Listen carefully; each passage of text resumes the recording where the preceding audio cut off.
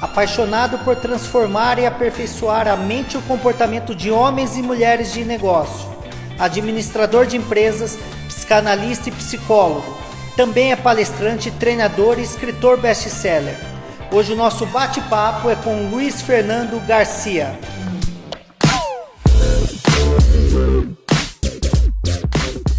Estou aqui com meu amigo Nando. Obrigado mais uma vez, Nando, por nos receber. Eu queria, de uma forma simples, explicar como que as pessoas conseguem dar o seu turnaround, a sua virada. Claro que é um conjunto de fatores, mas qual que é o ponto de partida, na sua opinião?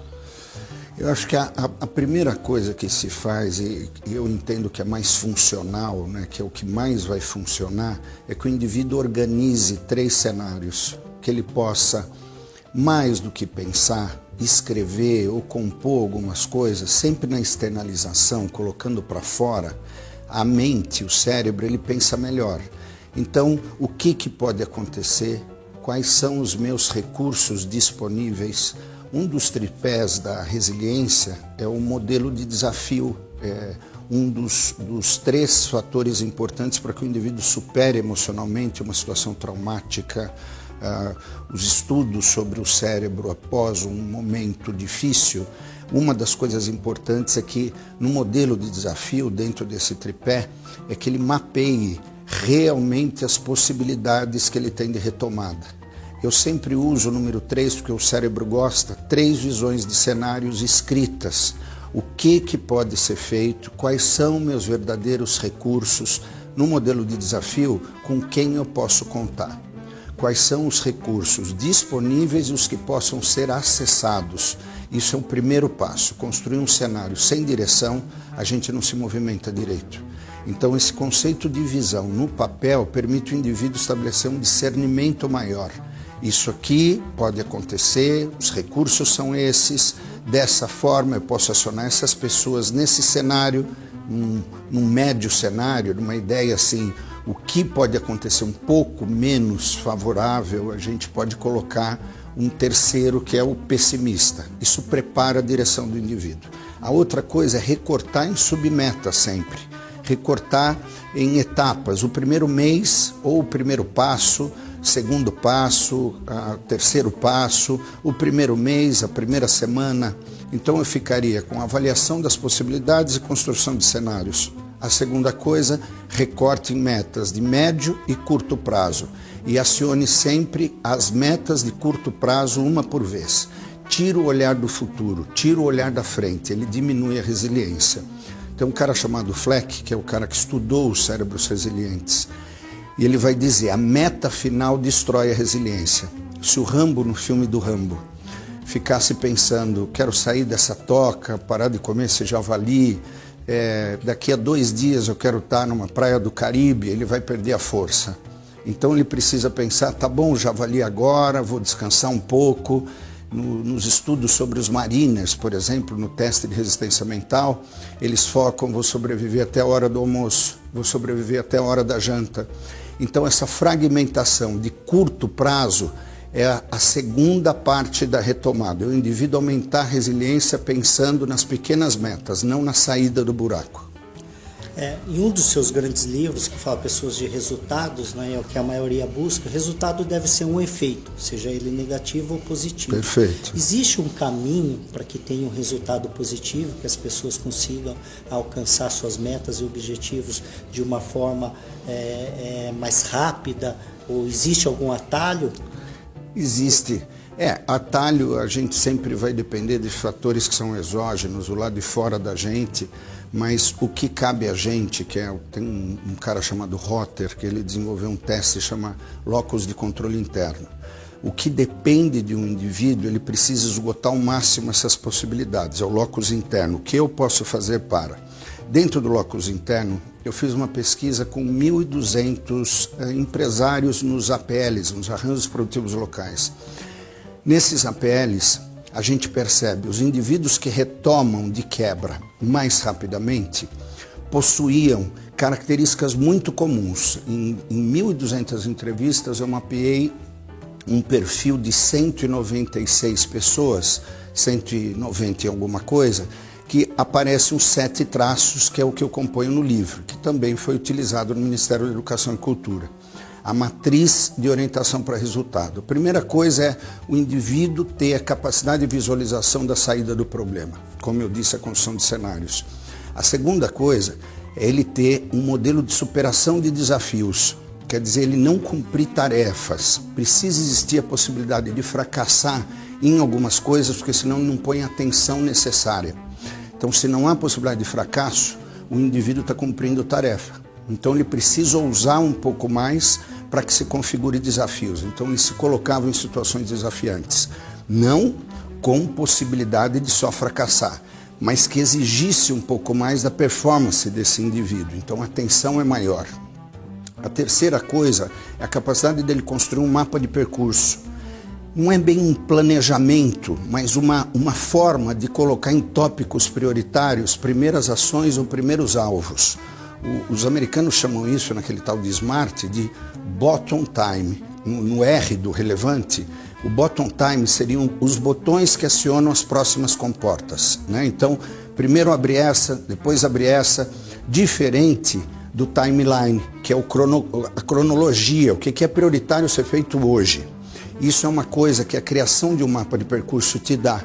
Você escrever os pontos chaves que precisam acontecer. Então, eu sempre peço para que as pessoas usem verbo de ação no infinitivo, parâmetro de número de até, não mais que 25%, que aí o cérebro começa a ver o que com essa área dele aqui, com o córtex pré-frontal. E ele passa por uma estratégia, é inerente, sem que ele faça força, ele vai avaliar o como. E ele se comunica na medida que a gente faz isso. Terceiro aspecto, dentro dessa técnica de orientação para resultado, é o indivíduo colocar parâmetro de prazo, não data, não até. Colocar de tal data a tal data, que ele possa escrever em janelas estabelecidas no tempo, não em janelas grandes, em janelas pequenas. Isso vai criando os mapas de percurso. A outra coisa importante é que esse indivíduo tem uma capacidade de superar as expectâncias e o drive. São duas palavrinhas que é ele colocar para ele expectativas e que ele se esforce em cumprir. Dizer às outras pessoas o que ele pensa e que ele se comprometa a cumprir. E drive é uma palavrinha no inglês, quer dizer dirigir a própria motivação. Talvez ele precise ficar uma noite em claro, trabalhar mais, ficar sem final de semana. Então a expectância e o drive seria o quarto aspecto mais marcantes nas pessoas que se levantam e que tenham, não um atalho, mas uma capacidade de se orientar para resultado maior.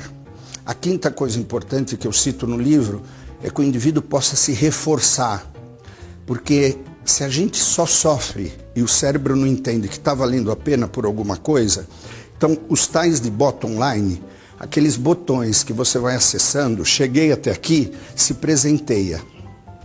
Vai comer alguma coisa, cozinha, compra uma caneta, mesmo numa situação difícil. É importante que isso opere no cérebro falando, tá vendo como a gente está andando? Isso é um dos truques dessas pessoas que se organizam.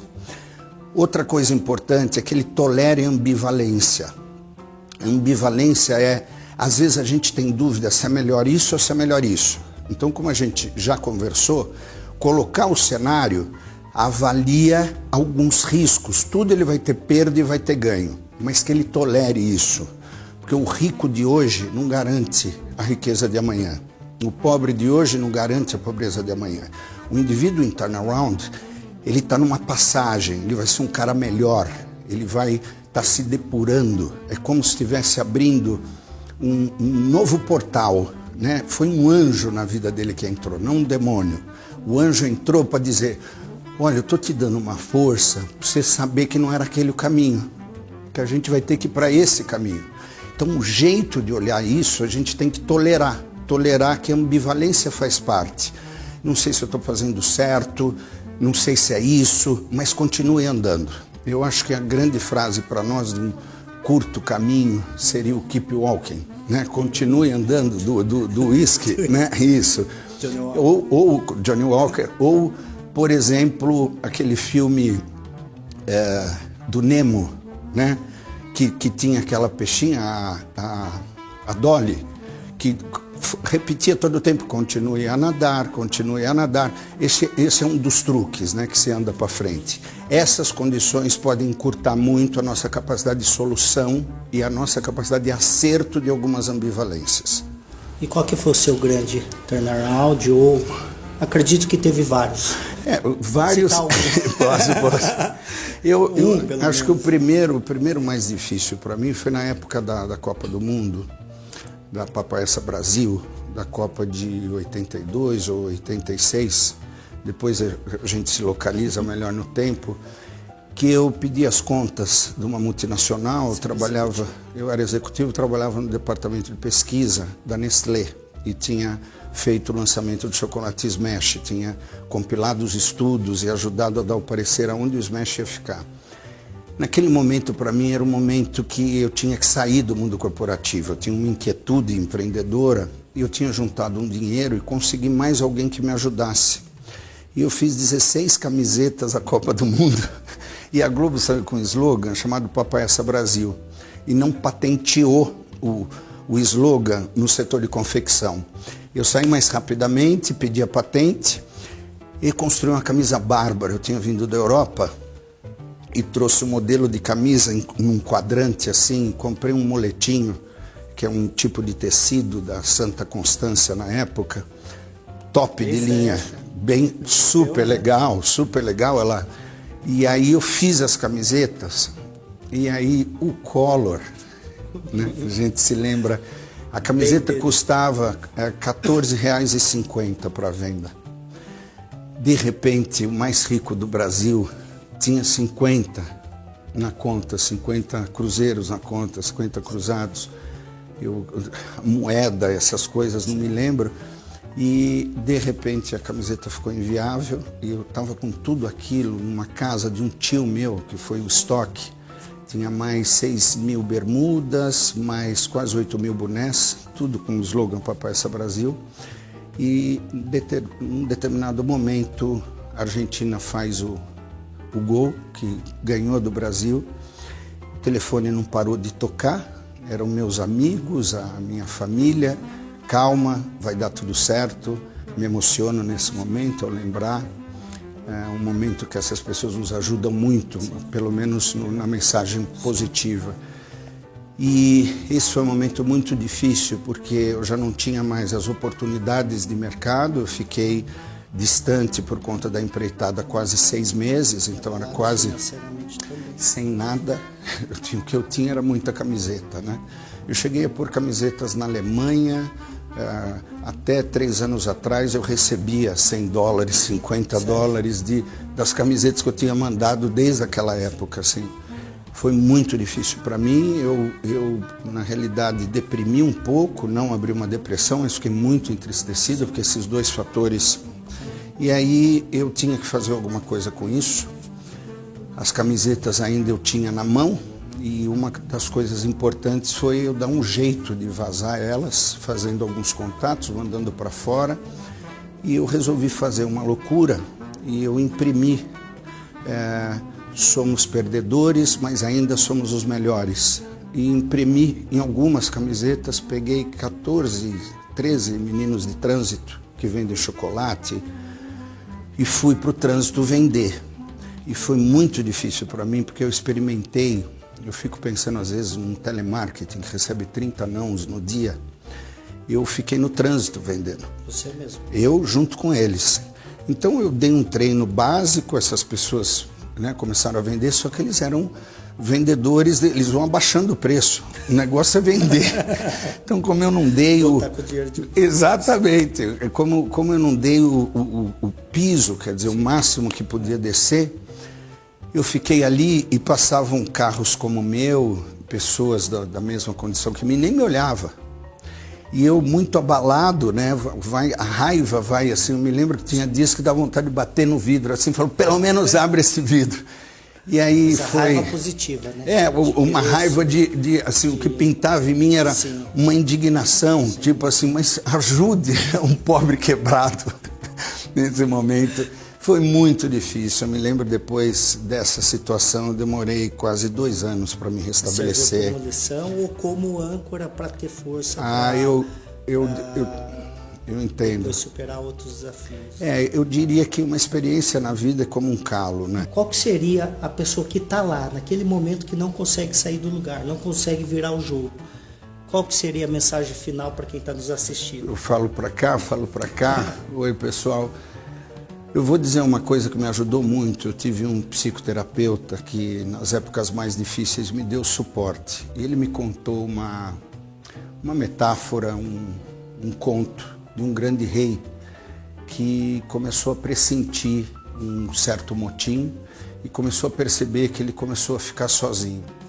Intuindo isso, ele chamou os grandes capatazes, as grandes cabeças do reinado e pediu uma frase de ajuda, pediu que uma frase pudesse, em algum momento que ele tivesse dificuldade, inspirar ele, trazer a ele uma coisa importante e que coubesse num anel.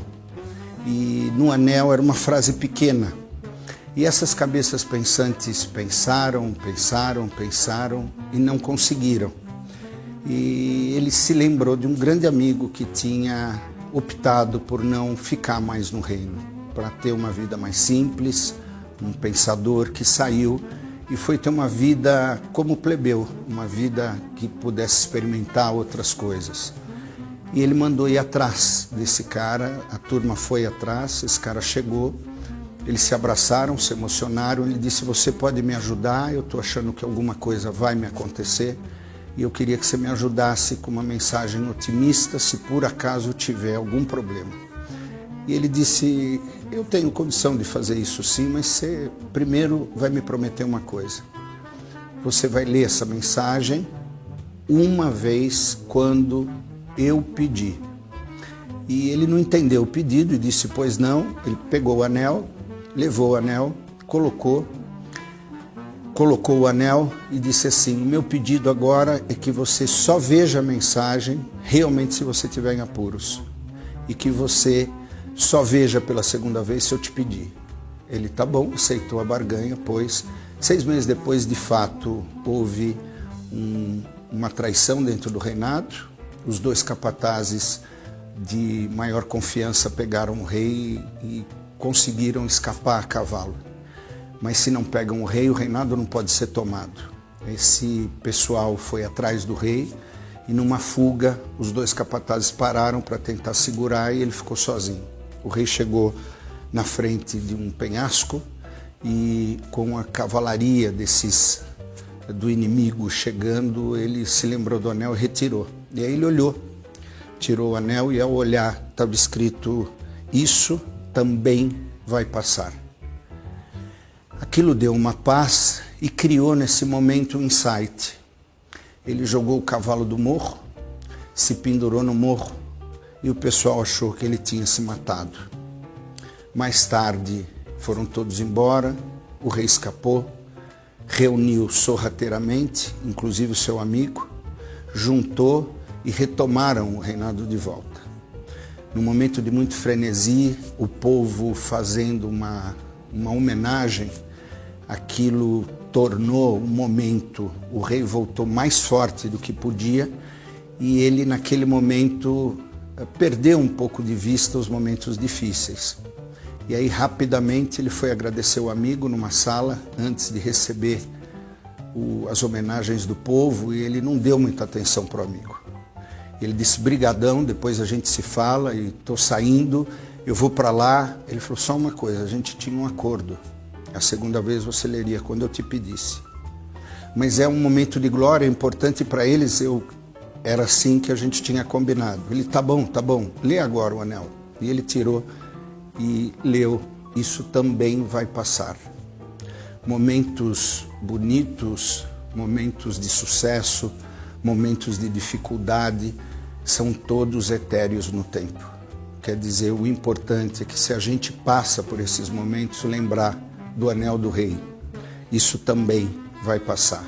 E em momentos de muita euforia, de muita riqueza, de muito sucesso, ter a humildade de também olhar o anel e pensar: isso também vai passar.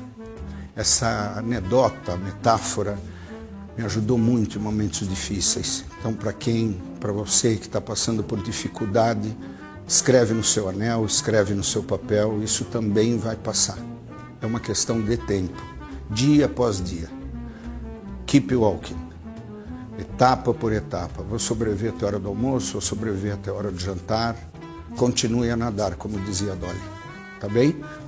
Um beijo no coração de vocês. Obrigado, viu, Edgar, pelo carinho. Que é isso, obrigado, meu irmão. Importante, Show de bola. É um momento, eu diria assim, 64% das empresas hoje estão passando por momentos severos de dificuldade financeira. Eu vejo só 5% está crescendo. Então a gente tem que ter a humildade de segurar até final de 2018, que é quando se aponta para uma credibilidade um pouco melhor, o BID colocando dinheiro e de novo os juros abaixando e a máquina começando a rodar com dinheiro mais disponível. Aí a gente retoma um crescimento mais sustentável no tempo. Então tenham paciência que isso também vai passar. Tá bom? Show, até mais. Obrigado Pelo amigo, carinho. show. Viu? Obrigado, 10. Foi? Pronto. Show, show.